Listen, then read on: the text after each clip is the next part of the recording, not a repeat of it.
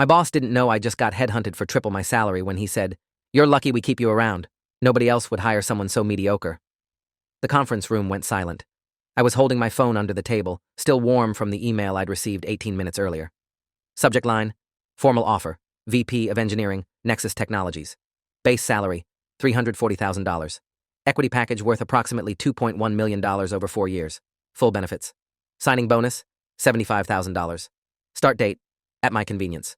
My current salary at TechCore Solutions was $98,000, and I'd been fighting for a raise to $105,000 for 14 months. Michael Drucker stood at the head of the table, his arms crossed over his expensive suit, looking at me like I was something he'd found stuck to his shoe. Around us, 8 other engineers stared at their laptops, pretending they hadn't just heard him publicly humiliate me during our quarterly performance review. My hands were steady as I set my phone face down on the table. That surprised me. I looked at Michael, at his perfectly styled silver hair and his condescending smirk, and I smiled back. "You're absolutely right," I said. "I am lucky." The relief that flashed across his face was almost worth the past 3 years of hell. I'd been working at TechCore Solutions for 5 years when everything started unraveling. The company was a mid-sized software development firm in Austin, servicing enterprise clients who needed custom applications and infrastructure solutions.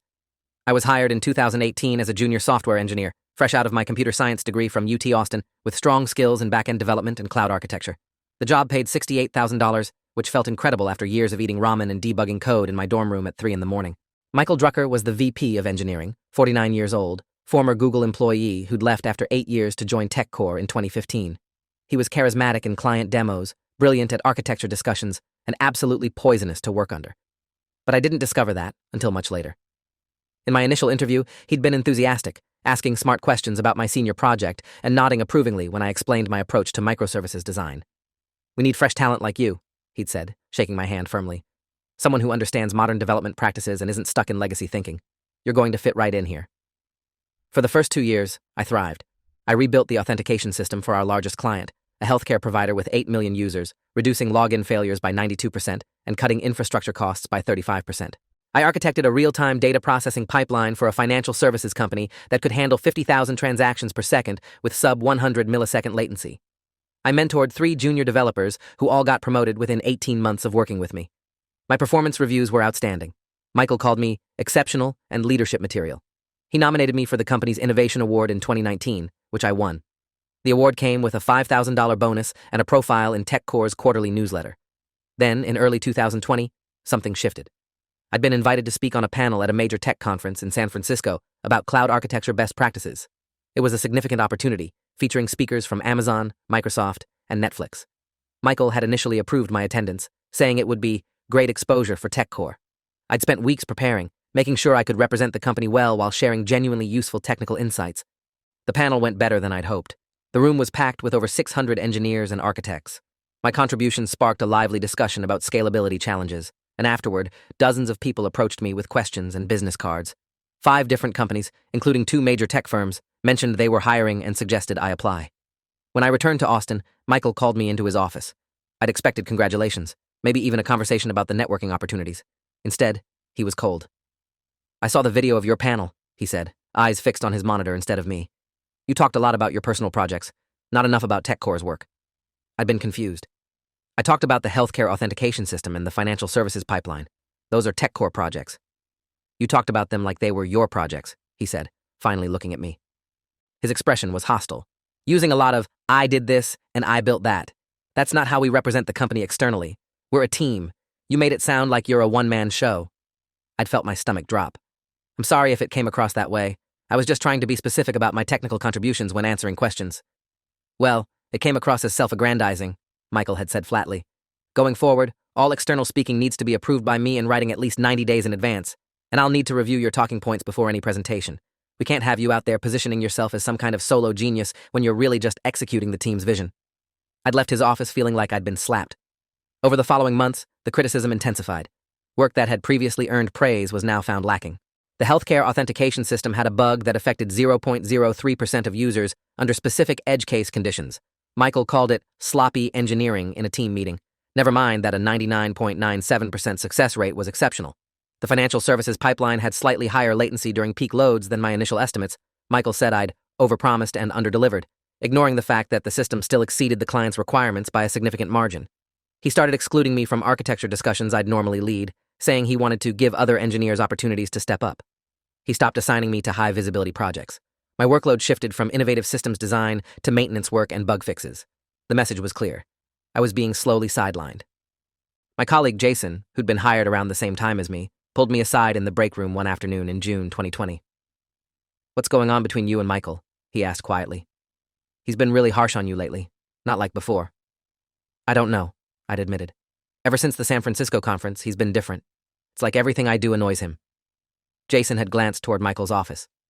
"You know he does this, right? When someone on the team gets too much external recognition, he can't handle anyone getting attention that doesn't flow through him. He did it to Priya before she left." Priya Kapoor had been a senior engineer who'd quit abruptly 8 months before I was hired. I'd heard vague rumors about conflicts with management, but never got details. "What happened with Priya?" I'd asked. "She published a technical paper that got accepted to a major conference, got invited to give talks, got mentioned in some tech blogs." Michael smiled to her face and then systematically made her life miserable. Started questioning her technical decisions, excluded her from important projects, spread rumors that she was difficult to work with. She lasted 6 more months and then went to Facebook. She's a principal engineer there now, making probably 3 times what we make. The pattern was suddenly, horrifyingly clear. Michael Drucker built his reputation on the work of talented engineers, but he couldn't tolerate them receiving direct recognition. And now, I was his target. The real breaking point came in October 2020. I'd been working on a project for a major e-commerce client, building a recommendation engine that used machine learning to personalize product suggestions. It was complex work, requiring deep knowledge of both distributed systems and ML algorithms. I'd put in 4 months of intensive effort, including nights and weekends, and the final system had increased the client's conversion rate by 41% and average order value by 28%. The client was thrilled. I'd submitted my final technical documentation to Michael for review before the client presentation. He'd called me into his office the next morning, my printed report covered in red ink. "This is completely inadequate," he'd said, sliding it across his desk at me. "The architecture is overcomplicated, the code documentation is sparse, and the performance claims are exaggerated." I'd stared at the report, at the red marks that seemed to cover every page. "Michael, I can walk you through the architecture. Every design decision is justified in the documentation. The performance metrics are all validated against production data." "I don't need you to walk me through it," he'd snapped. "I need you to do it right the first time. Rebuild this entire system with a simpler architecture. And I want it done in 3 weeks. 3 weeks was insane. The original development had taken 4 months. Rebuilding from scratch with a different approach would require redesigning the entire data pipeline and ML model. "That timeline isn't realistic for a complete rebuild," I'd said carefully. "If you have specific concerns about the current approach, I can address those, but starting over in 3 weeks. "Then maybe you're not as capable as I thought," Michael had interrupted. "Maybe I overestimated your abilities. Maybe you need to go back to junior-level work and let the senior engineers handle the complex projects." I'd felt my face flush hot. "I am a senior engineer. This system is solid. If you have technical concerns, let's discuss them specifically. But dismissing the entire project because you want a different approach isn't reasonable." "What's not reasonable?" Michael had said, his voice dropping to that quiet, dangerous tone, "is you questioning my technical judgment. I've been doing this for 20 years. I was writing distributed systems before you graduated high school. You're a mid-level developer who got lucky on a few projects. Don't mistake luck for skill." I'd left his office with the marked-up documentation and an impossible deadline. I'd gone home that night and seriously considered quitting, but I had student loans, rent, car payments. I couldn't just walk away without something else lined up. So I'd done what I always did. I'd started working on the rebuild, because what other choice did I have? I worked 18-hour days for 3 weeks straight. I barely slept, lived on coffee and takeout, ignored calls from my girlfriend who was getting increasingly worried about my stress levels. I built 2 different alternative architectures, load-tested them both, documented everything with exhaustive detail.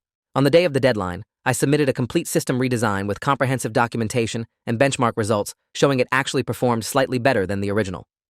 Michael took 4 days to review it, then called me into his office again. "This is acceptable," he'd said, which was the closest thing to praise I'd gotten in months. "I'm going to present this to the client next week. You can attend the meeting." The client presentation was the following Thursday. I'd spent hours preparing, anticipating technical questions, making sure I could defend every architectural decision. But when we got into the conference room with the client's engineering team, Michael did all the talking. Every time I tried to contribute, he'd talk over me or dismiss my input. He presented the system as if he'd architected it himself, using phrases like "my design approach" and "what I decided to implement," when describing work I'd done entirely alone. The client's CTO, a guy named Leonard Park with 15 years of experience at various startups, looked increasingly uncomfortable. Finally, he interrupted Michael mid-sentence. "Sorry, but I'd really like to hear from the engineer who actually built this." "You," he pointed at me. "What's your name?" "Alex," I'd said. "Alex Reeves." "Alex, Can you walk me through the ML model architecture? I want to understand the feature selection process. I'd explained the model design, answered Leonard's detailed technical questions, discussed the trade-offs between different algorithmic approaches. He'd been impressed. I could tell from the way he was nodding and asking increasingly specific follow-up questions. He'd asked for my direct email to continue the technical discussion after the meeting. After we'd left the client's office, in the car back to TechCore, Michael had been silent for 15 minutes. Then he'd said, without looking at me, "In the future, let me handle the client communication. You tend to get too technical. It confuses non-technical stakeholders." Leonard Park is a CTO, I'd pointed out. He specifically asked for technical details. "And you overwhelmed him with unnecessary complexity," Michael had snapped. "This is why I handle client relationships and you write code. Stay in your lane, Alex." I'd realized then that nothing I did would ever be good enough. Michael didn't want me to succeed. He wanted me to fail quietly, or better yet, to leave. The question was what I was going to do about it. The answer came from an unexpected source 2 months later when I received a LinkedIn message from a recruiter named Diana Chen. Wait, can't use Chen. Let me revise. The answer came from an unexpected source 2 months later when I received a LinkedIn message from a recruiter named Diana Blackwell, who worked for an executive search firm called Summit Partners. "Hi, Alex," the message read. "I've been following your technical contributions, particularly your work on distributed systems and ML infrastructure. I'm working with a client looking for someone with exactly your expertise to lead their engineering organization. Would you be open to a confidential conversation?" I'd almost deleted it. I got recruiter spam occasionally, usually for positions that weren't relevant or companies I'd never heard of. But something made me look at Diana's profile. She was a senior partner at Summit, specialized in placing VP and C-level technical talent at high-growth startups, had 19 years of experience. This wasn't random spam. I'd responded, "I'm open to learning more. What company?" Her reply came within 2 hours. "Nexus Technologies, Series D startup, $340 million in funding, building next-generation cloud infrastructure. They need a VP of engineering to scale the team from 20 to 200 over the next 18 months. Based on your background, you'd be perfect. Can we talk Friday at 2 p.m.? I'd known about Nexus Technologies. They'd been in tech news recently for a major funding round led by Andreessen Horowitz. They were building cutting-edge distributed systems that competed directly with AWS and Google Cloud. A VP of engineering role there would be a massive leap from my current position. I'd agreed to the call. The conversation with Diana was eye-opening. She'd done deep research, knew about my healthcare authentication system, my financial services pipeline, my conference presentations. "I've talked to people in the industry who've worked with you or heard you speak," she'd said. "Everyone says the same thing. You're exceptionally talented, you deliver results, and you're not getting the recognition you deserve. Nexus is looking for someone who can build and lead a world-class engineering organization. From everything I've seen, you're not just qualified. You're exactly what they need." "How much do you know about my current situation?" I'd asked carefully.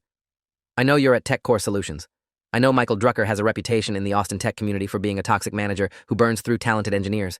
I know Priya Kapoor left and went to Facebook. I know you're probably making somewhere around 90 to 100,000 and wondering if it's time to move on." She'd nailed my salary within $2,000. It was unsettling and validating simultaneously. "What's the role paying?" I'd asked. "Base salary range is $320,000 to $360,000 depending on experience, plus an equity package currently valued around $2 million over 4 years with your strike price. You'd report directly to the CEO, have full autonomy over technical decisions and team building, and equity that could be worth significantly more if Nexus hits their growth targets. We're talking about a company that could IPO in 3 years." I'd tried to keep my voice steady. That's a significant increase from what I'm making now." "It's what you're worth," Diana had said simply. "You've been dramatically underpaid and undervalued. Nexus recognizes that. They want to move fast on this. Would you be willing to meet with the CEO next week?" I'd met with Nexus's CEO, a guy named Marcus. Wait, can't use Marcus. I'd met with Nexus's CEO, a guy named Connor Westfield, the following Wednesday. He was 38, previously CTO, at a company that had been acquired by Oracle for $1.2 billion, exactly the kind of technical leader who understood what good engineering looked like. We'd talked for 3 hours about architecture philosophy, team culture, scaling challenges, and vision for the future. He'd been honest about the challenges, aggressive growth targets, competitive pressure, the chaos of a high-growth startup. But he'd also been clear about the opportunity. "I need someone who can build an engineering organization that can scale without breaking," Connor had said. "Someone who can architect systems that handle exponential growth, mentor engineers, make hard technical decisions, and represent the company to clients and investors. Diana showed me your work. You can do all of that. The question is whether you want to." I'd wanted to. God, I'd wanted to. But I'd also been terrified. Leaving a stable job, even a toxic one, for a startup was risky. What if I failed? What if I wasn't ready for VP-level responsibility? Connor must have seen my hesitation. "Let me make this easy," he'd said. "We'll give you a $75,000 signing bonus that you keep even if things don't work out. We'll give you a severance package that guarantees 6 months' salary if we part ways in the first year. You'll have resources, autonomy, and a team that actually wants to be here. What's the worst that happens? You try it for 6 months, and if it's not right, you leave with money in the bank and VP-level experience on your resume. The second interview was with Nexus's board the following week. 5 people, including Connor and 3 of their major investors. They'd grilled me on technical architecture, team management, scaling strategies. I'd answered every question, demonstrated my thinking, showed them I could operate at their level. One of the investors, a woman named Rebecca Liu, who was a general partner at Sequoia, had been particularly intense. "What's your biggest weakness as a leader?" she'd asked. "I tend to focus too much on the technical details and not enough on the business context," I'd answered honestly. "I can get so deep into solving an engineering problem that I lose sight of whether it's actually the right problem to solve. I'm working on balancing technical excellence with business value." Rebecca had nodded approvingly. "That's a good self-assessment. How do you plan to improve?" "By surrounding myself with people who think differently. Product managers who push back on technical solutions that don't serve users. Business leaders who keep me focused on revenue and growth. I don't want to be the smartest person in the room. I want to be the person who builds a room full of people smarter than me." Connor had smiled at that answer. 2 days later, Diana had called with the formal offer. $340,000 base. Equity package worth approximately $2.1 million at current valuation. $75,000 signing bonus. Full benefits including healthcare, 401k matching, unlimited PTO. Start date flexible. "They want you to start as soon as possible," Diana had said, "but they'll wait up to 60 days if you need to give notice and transition properly." I'd been sitting in my car outside TechCore when I got that call. I'd looked up at the office building, at the windows where I'd spent 5 years of my life, and I'd felt nothing. No sadness, no nostalgia, just relief. "I'll need to give 2 weeks' notice," I'd told Diana. "Can I have 24 hours to review the offer letter before signing?" "Of course. I'm sending it to your personal email now." That night, I'd read the offer letter 3 times. Then I'd called my girlfriend, Amy, and told her everything. She'd been quiet for a long moment after I finished. "Alex, that's incredible," she'd finally said. "That's life-changing money. But are you sure? That's a huge jump in responsibility." "I'm terrified," I'd admitted. "But I'm more terrified of spending another year being told I'm not good enough by someone who's threatened by me. Even if I fail at Nexus, at least I'll fail trying something meaningful." "You're not going to fail," Amy had said with certainty. "You're brilliant, and you work harder than anyone I know. Michael just can't stand that you're more talented than he is." I'd signed the offer letter that night at 11:47 p.m. Diana had confirmed receipt within minutes. "Congratulations," her email said. "Welcome to Nexus. I'll coordinate with their HR team to finalize your start date. When are you planning to give notice?" "Monday morning," I'd responded. That had been the plan. Give notice Monday, work out 2 weeks, start at Nexus in early March. Clean, professional, dignified. Then, Monday morning happened. The quarterly performance review meeting started at 9 a.m. All engineers were required to attend. Michael had prepared a presentation reviewing Q4 2020 performance, including individual highlights and areas for improvement. I'd sat in my usual seat, 3rd row from the front, watching Michael click through slides about revenue growth and client satisfaction metrics. Then, he'd gotten to the individual performance section. He'd started with praise for several engineers, highlighting successful projects and promotions. Jason got praised for a mobile app redesign. Another engineer named Kevin got recognized for improving database query performance. Then Michael had gotten to my slide. "Alex Reeves," he'd said, and I'd immediately noticed his tone was different. Colder. Alex has been with us for 5 years, working primarily on back-end systems and client projects. He'd clicked to the next slide, which showed a list of my projects from the past year. While Alex has contributed to several important initiatives, his performance this year has been inconsistent. My stomach had dropped. Around me, other engineers had shifted uncomfortably. The recommendation engine project, while ultimately successful, required significant overtime and missed multiple interim deadlines.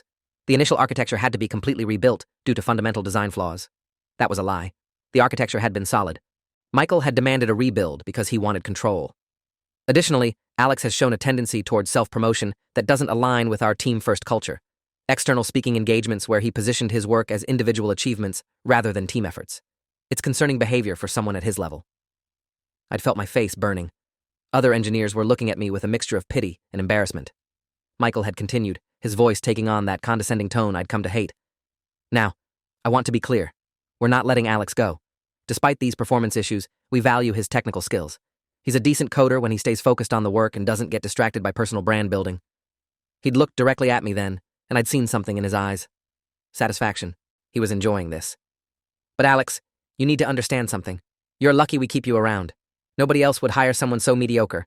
The sooner you accept that you're a mid-level contributor and not the genius you seem to think you are, the better off you'll be." The room was absolutely silent. I'd felt my phone buzz in my pocket at that exact moment. A calendar notification. Nexus Technologies, offer signed, start date, March 15th. I'd pulled my phone out, looked at the notification, and something had clicked into place. All the anger, the frustration, the self-doubt Michael had been cultivating for months, it had evaporated. I'd looked up at Michael, at his smug face, and I'd smiled. That had confused him. His expression had faltered for just a second. "You're absolutely right," I'd said clearly, so everyone could hear. "I am lucky."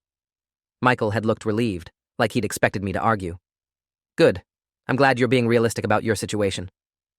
"I'm lucky," I'd continued, standing up so I could look him in the eye, "that I just signed an offer to be VP of Engineering at Nexus Technologies. Base salary $340,000. Equity package worth about $2 million. Start date is March 15th, so I'm giving my 2 weeks notice right now, effective immediately." The room had erupted.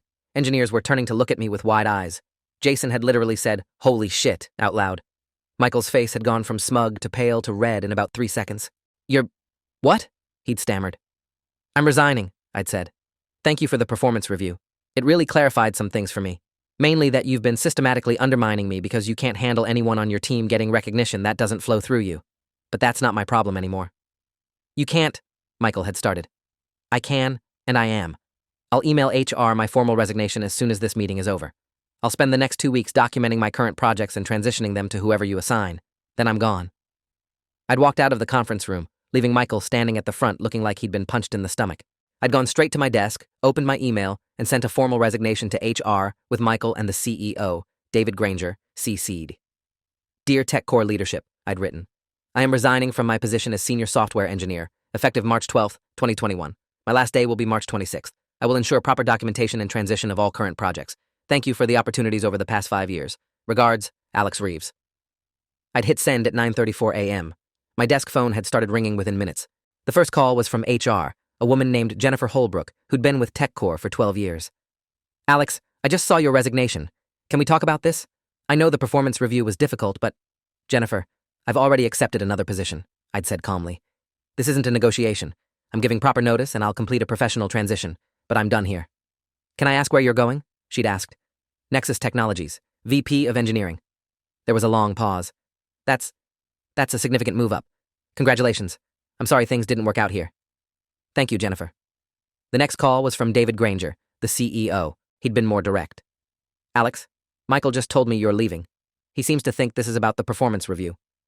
"It's about 3 years of systematic undermining," I'd said. "The review was just the final straw. Michael has been making my life miserable since I got external recognition that didn't benefit him directly. I'm sure if you talk to other engineers, you'll find I'm not the first talented person who's left because of him." David had been quiet for a moment. "That's a serious allegation." "It's a documented pattern. Ask Priya Kapoor why she left. Check the retention rate for senior engineers under Michael's management versus other departments. Look at the Glassdoor reviews that mention his name specifically. The data is all there if you care to look." "What would it take to keep you?" David had asked. "Nothing," I'd said honestly. "I've signed a contract with Nexus. I'm starting March 15th. Even if you match their offer, which you can't, I wouldn't stay. Michael has created a toxic environment, and you've either ignored it or enabled it. Either way, I'm done." I'd hung up and gotten back to work. I had projects to document, code to comment, transitions to plan. I was going to leave TechCore professionally, with my reputation intact and my work properly handed off. Michael could burn his own bridges. By lunchtime, word had spread through the entire engineering department. Engineers I barely knew were stopping by my desk to ask if it was true. Some congratulated me quietly. Others asked if Nexus was hiring. One engineer, a junior developer named Sophie, who I'd mentored, had actually started crying. "I can't believe you're leaving," she'd said. "You're the only person here who actually helps me learn instead of making me feel stupid for asking questions." "Michael makes everyone feel stupid," I'd said. "It's how he maintains control. You're not stupid, Sophie. You're talented, and you're going to do great things. Just don't let him convince you otherwise." Over the next 2 weeks, something interesting happened. Engineers started coming to me privately, asking about Nexus, about how I'd found the opportunity, about working with recruiters.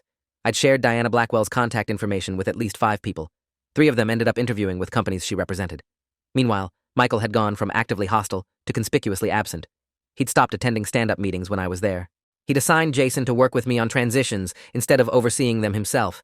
He'd clearly complained to someone, though, because on my second-to-last day, I'd gotten called into a meeting with David Granger and Jennifer Holbrook from HR. "Alex, we need to discuss some concerns Michael has raised about your conduct during your notice period," Jennifer had said. She'd looked uncomfortable. "Michael says you've been encouraging other engineers to leave, actively recruiting them to competitors." That's false, I'd said. I've shared a recruiter's contact information when people have asked me directly how I found my new position. I haven't encouraged anyone to leave or recruited anyone to anywhere. David had pulled out a printed email. Michael also claims you've been bad-mouthing him to other employees, creating a hostile work environment during your final 2 weeks. I'd laughed. Actually laughed.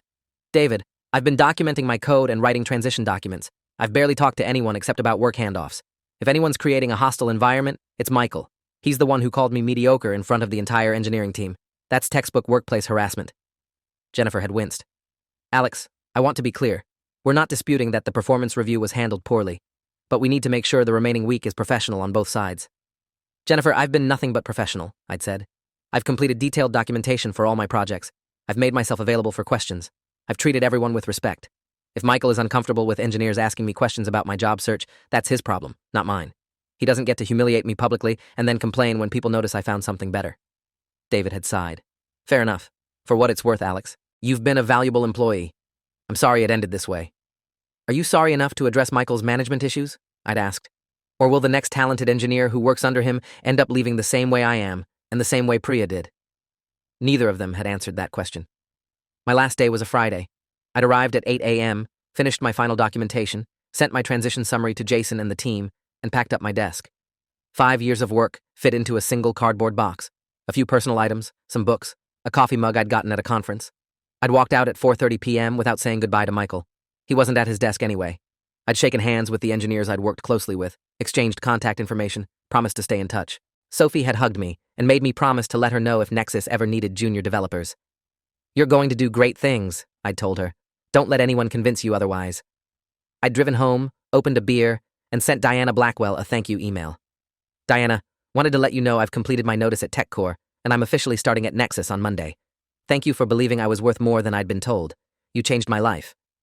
Her response came within an hour. Alex, you changed your own life. I just opened the door. Congratulations, and welcome to the next chapter. That weekend, I'd prepared for my first day at Nexus.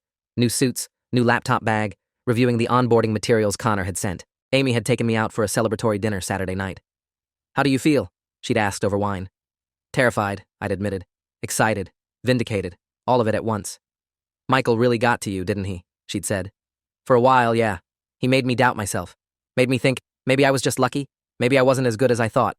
That's what people like him do. They find your insecurities and exploit them. And now? Now I know what I'm worth. Not just in salary terms, though, that's nice. I know what I can accomplish when I'm not being actively undermined.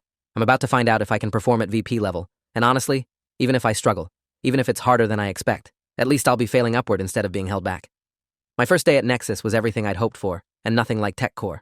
Connor had met me in the lobby at 8 a.m. with coffee and a genuine smile. Welcome aboard, he'd said. Ready to build something amazing? The office was open, collaborative, full of energy. Engineers were working intensely but seemed happy. No one looked beaten down or afraid.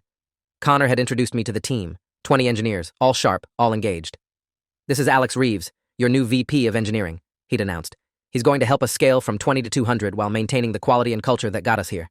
He's brilliant, he's experienced, and I've given him full authority to make this happen. Welcome him, learn from him, and help him succeed. The engineers had applauded. Actually applauded. One of them, a senior engineer named Rachel Kim, had come up afterward. I looked you up after we heard you were joining. The healthcare authentication system you built? That's textbook good engineering. I'm excited to learn from you. I'd spent the first week in meetings, learning the code base, understanding the architecture, meeting with every engineer individually to understand their strengths and concerns. It was intense, but it was collaborative. When I'd suggested architectural changes, people had engaged with the ideas, pushed back thoughtfully, improved on them. It was everything engineering should be. Connor had checked in with me Friday afternoon of my first week. How's it going? Overwhelming? Challenging, I'd said. But good challenging. Your team is exceptional. The code base is solid. We've got scaling issues to solve, but that's expected at this stage. Any regrets about leaving TechCore? He'd asked with a knowing smile. Not even for a second, I'd said honestly. 3 months into my role at Nexus, I'd hired 30 new engineers, restructured the team into focused pods, and implemented new architectural patterns that reduced deployment time by 60%. We'd shipped 2 major features that had landed significant new enterprise clients. The board was thrilled. Connor had given me a glowing review. Then one afternoon in June, I'd gotten a LinkedIn message from Jason, my former colleague at TechCore. Hey Alex, wanted to give you a heads up. Things have imploded here since you left. Michael has lost 4 more senior engineers in 3 months. The replacement project you worked on has been a disaster. The new guy can't figure out your architecture and the client is furious. David finally started asking questions about Michael's management. There's an internal investigation happening. I'm updating my resume. Any chance Nexus is hiring back-end engineers? I'd smiled reading that. Not schadenfreude exactly. Just confirmation that the problems had never been me. Send me your resume, I'd written back. We're always looking for good engineers. Jason had interviewed 2 weeks later. I'd personally recommended him after seeing his technical skills. He'd gotten an offer for $140,000, a 40% increase from what TechCore had been paying him. He'd accepted immediately.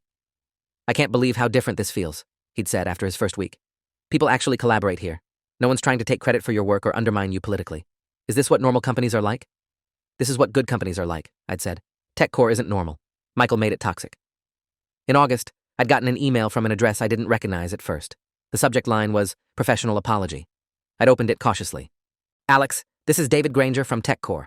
I wanted to reach out personally to apologize for how we handled your situation. After you left, we conducted an internal review of Michael Drucker's management practices. We found a clear pattern of toxic behavior, undermining talented employees, and taking credit for their work. Multiple engineers confirmed similar experiences to what you described. We should have addressed this years ago, and we failed you and other employees. I wanted you to know that Michael is no longer with TechCore as of last week. We've promoted a new VP of engineering from within, someone with a much healthier approach to management. We're also implementing new oversight and feedback mechanisms to prevent this from happening again. I know this doesn't undo the damage, but I wanted you to know we took your concerns seriously, even if it took us too long to act. If you're ever interested in returning to TechCore, we'd welcome the conversation. I understand if you're not. Best regards, David Granger. I'd read that email 3 times. Then I'd forwarded it to Amy with the subject line, Vindication.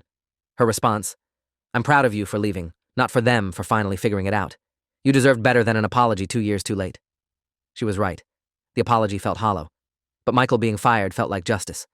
6 months into my role at Nexus, we'd grown the engineering team to 85 people.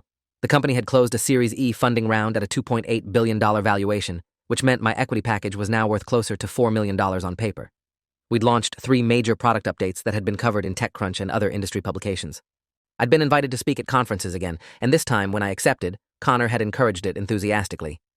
The more visibility you get, the more visibility Nexus gets, he'd said. Talk about your work. Take credit for what you've built. Help other engineers learn. That's how we build a reputation as a place where talented people can thrive. 1 year after leaving TechCore, I'd run into Michael Drucker at a tech conference in San Francisco. I'd been speaking on a panel about scaling engineering organizations, and he'd been in the audience. Afterward, as I'd been networking, he'd approached me. Alex, he'd said, and I'd noticed he looked older, more tired.